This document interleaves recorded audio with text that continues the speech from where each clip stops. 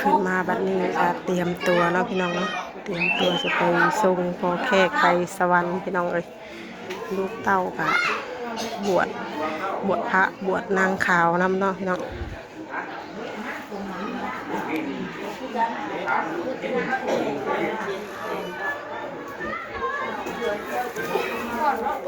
กับทักทายสบายดีอีกเทื่อเด้อเราพี่น้องเนาะเปิดบัดนี้ก็ยามบ่ายเลยพี่น้องเลยหลังจากกินข้าวกินน้ำแล้วเนาะพี่น้องเนาะก็พากันได้เตรียมไปส่งพ่อแขกไปสวรรค์ชั้นฟ้าแล้วบัดนี้พี่น้องเลย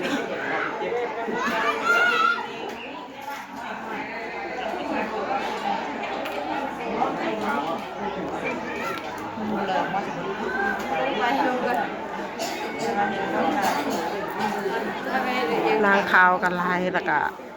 ผักกับลายนะพี่น้องลูกเต่าลูกหลาน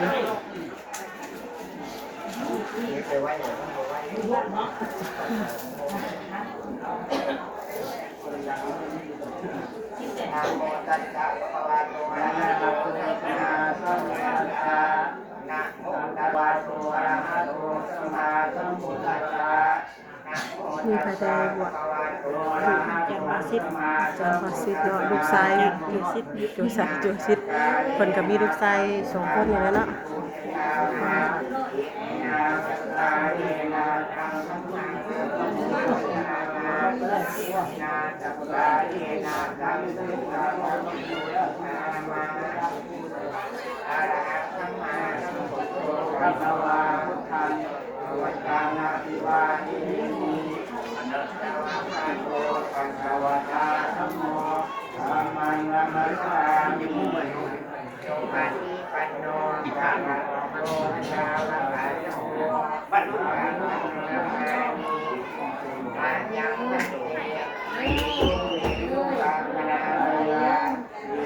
ตุ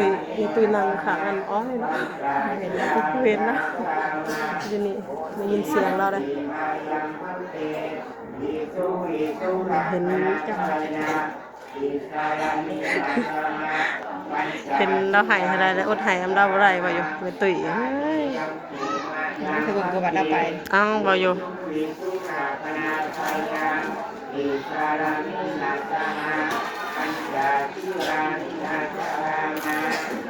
ตัสสะภะคะวะโตอะระหะโตสัมมาสัมพุทธัสสะนะโมตัสสะภะคะวะโตอะระหะโตสัมมาสัมพุทธัสสะนะโมตัสสะภะคะวะโตอะระหะโตสัมมาสัมพุทธัสสะตัสสะภะคะวะโต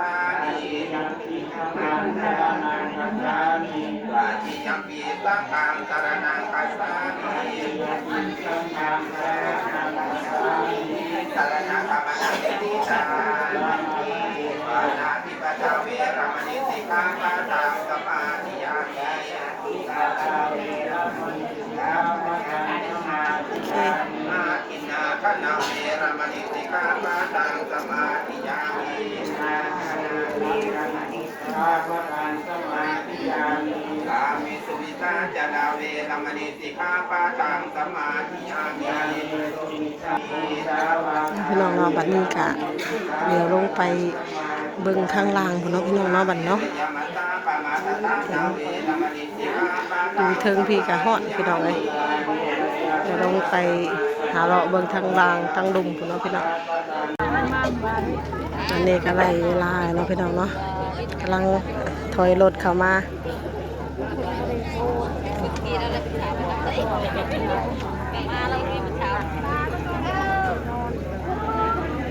ไปสบายเดี๋ยวได้หาให้เงยนะไป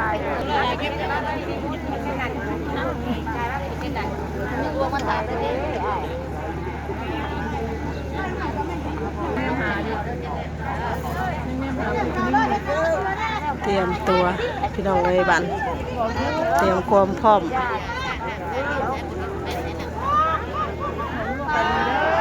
เขื่อนใหญ่เนาะพี่น้อง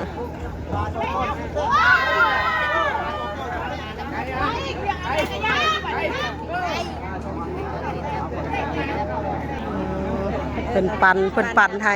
ปั่นขี้ดินขี้โรนปั่นเครื่องปั่นของให้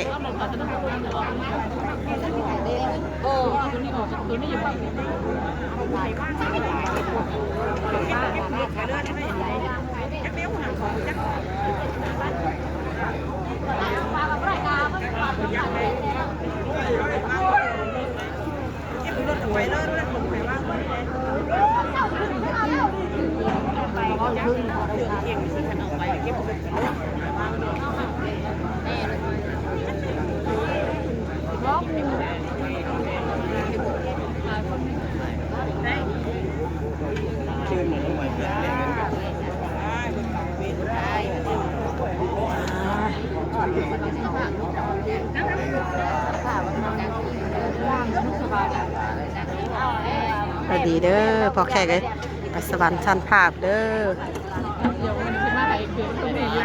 เบิดกรรมเบิดเวรนะบัดนี้เจ้าไปสนุกสุขสบายได้บัด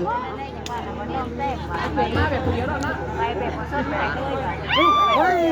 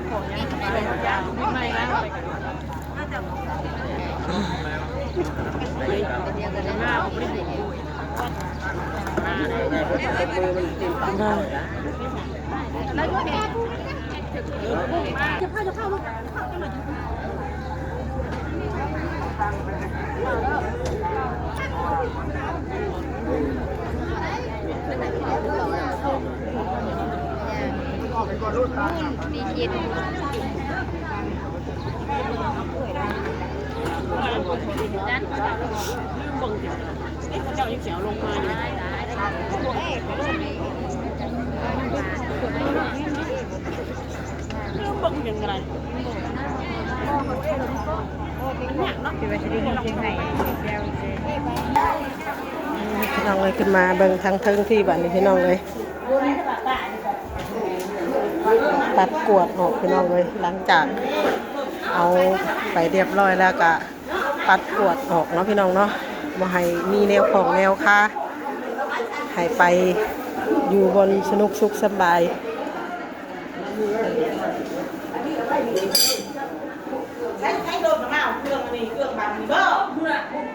กำลังมา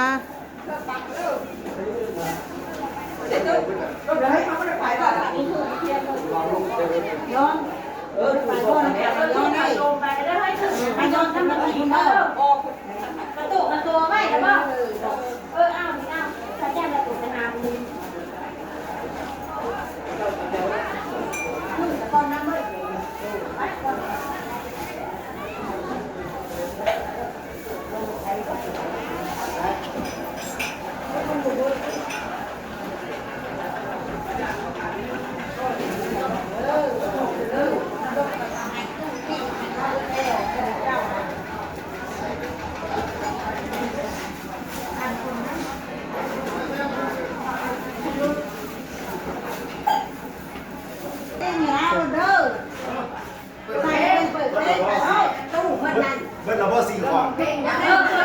มันจางแล้วมันคุมเด้ เมียคนน่ะให้เปิดเพลงให้เปิดเพลง เบิ้ลไปเปิดอยู่ภาษาแต่ตอนนี้เปิดบ่ได้เปิดอัดคลิป ไม่ตุ้ยก็เรือเทือถักไม่ตุ้ยก็พี่น้องเราก็ถือว่าเราก็เข้มแข็งเนาะพี่น้องเนาะไม่ตุ้ยก็เราก็ตั้งสติได้พี่น้องถือว่าเก่งนะพี่น้องเนาะไม่ตุ้ยเราก็ทำใจเราก็ตั้งสติได้พี่น้องเลย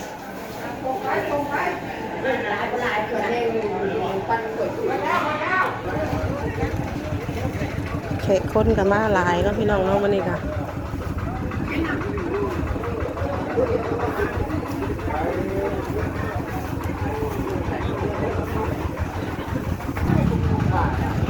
รถบาวบุตรสารวัตรพี่น้องเลยแก้เครื่องแก้ของไปก่อน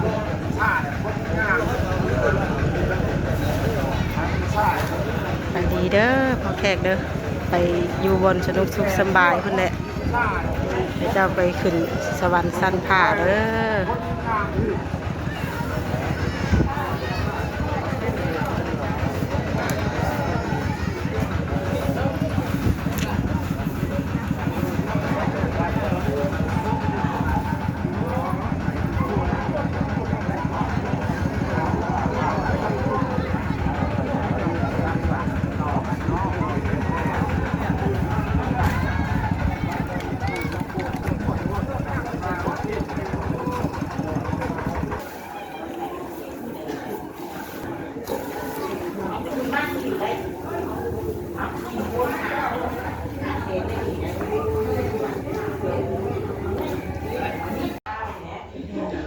ตั้งบนไอ้ตั้งอันนั้นบ่มันถ่ายมงคลตั้งอันนั้นบ่เฮ็ดถ่าเฮ็ดถ่าเนี่ยพอเพิ่น เนี่ยพอคนมาเดี๋ยวจะให้ต่างกัน เป็นจางปางบัดนี้พี่น้องเอ้ย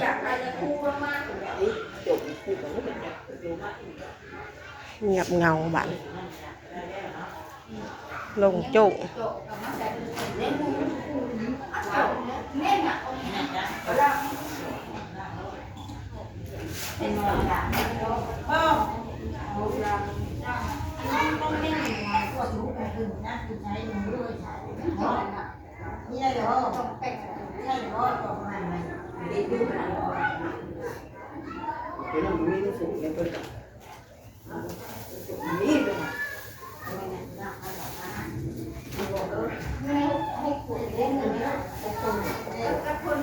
คือเฒ่าผู้แก่เพิ่นเตรียมคืออันนั้นพี่น้องเอ้ย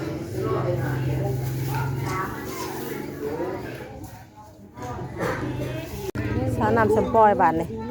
มีแห้งฉะก่อน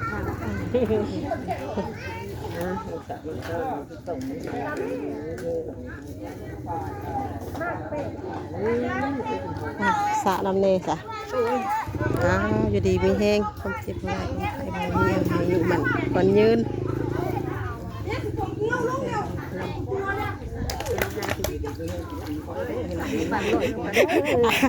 อาบแล้วหรอติพี่น้องเลยทางนั้นการล้างถ้วยล้างบวงพี่น้องเลยล้างถ้วยล้างบวงบั่นทำความสะอาด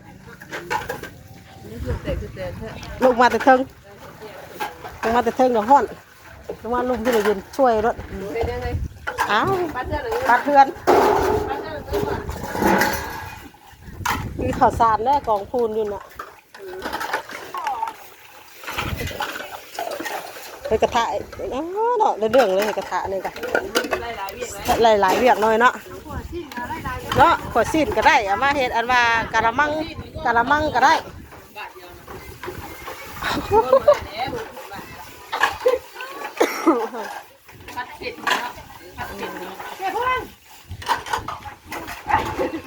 ถ่ายรูปดีใจแล้ว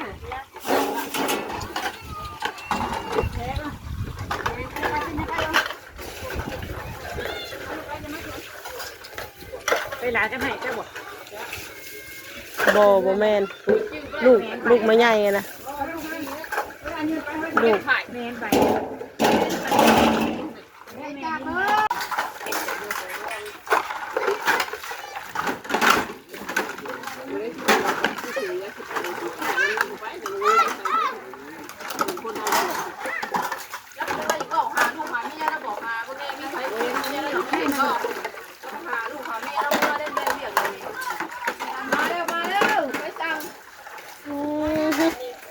ลูกเตยนี่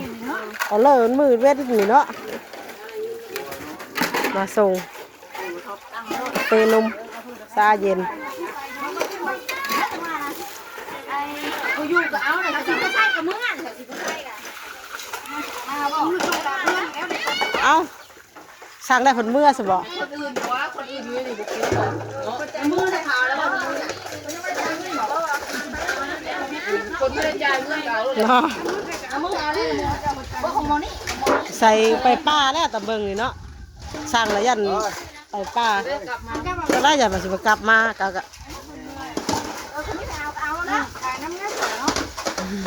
ยันเจ้าบอกกลับมาเหมือนติชาเขียวกับกาแฟชาเขียวก็แซ่บนะกาแฟจะยังไง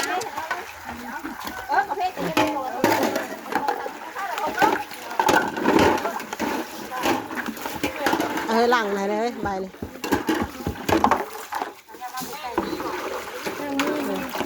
ล้างถ้วยล้างบวงก่อนบัดนี้นะผักแต่เลินกวงควงนี่นะล้างกับมันบ่ได้นมเป็นเน่นติ้ง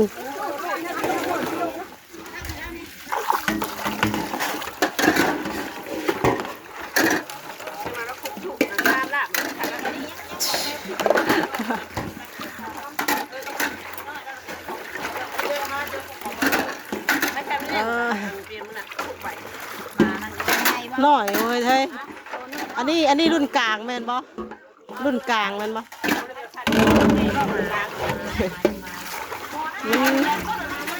แต่อันนี้น่ะรุ่นใหญ่อันนี้เนาะกะละมังรุ่นใหญ่อันนี้รุ่นกลาง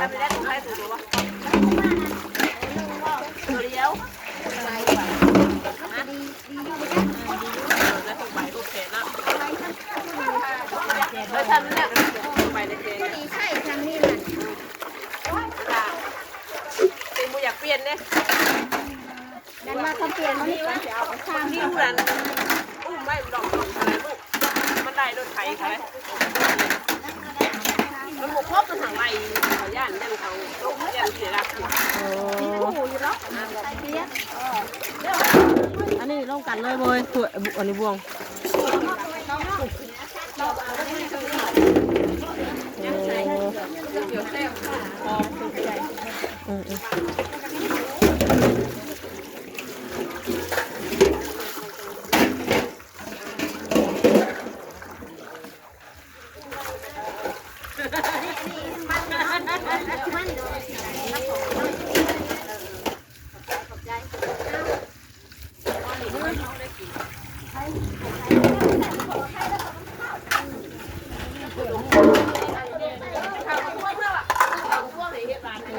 นี่ถ้วยมีถ้วยมานำลงศพ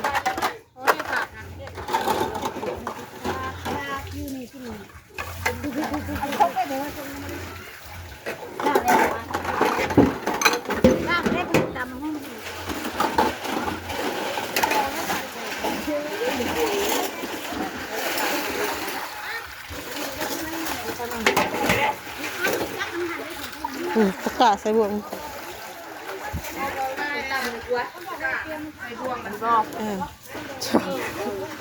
โอ้มากัน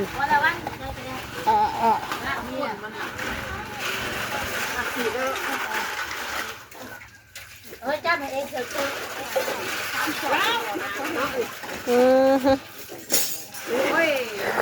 เวนนตาเวนนตาคนพวกตัดโชคมาได้เด้ออีจามนี่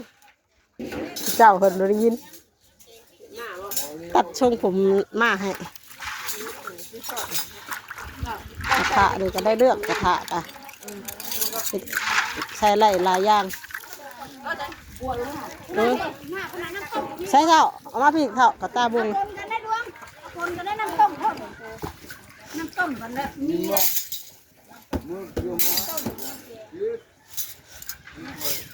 เดี๋ยวเบิดเอาไป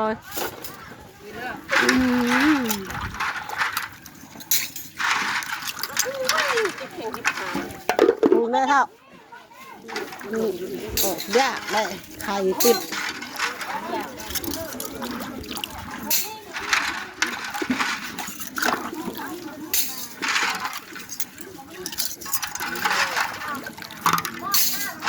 หัวทันหลังเลยกูนี่ได้ทันหลัง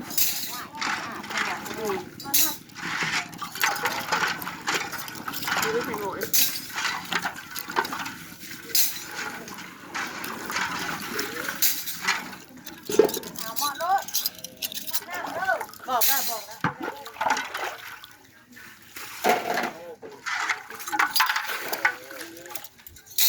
คือเงาล่างกระซ้ำใหญ่บ้านกระทะใหญ่ล่างกระทะใหญ่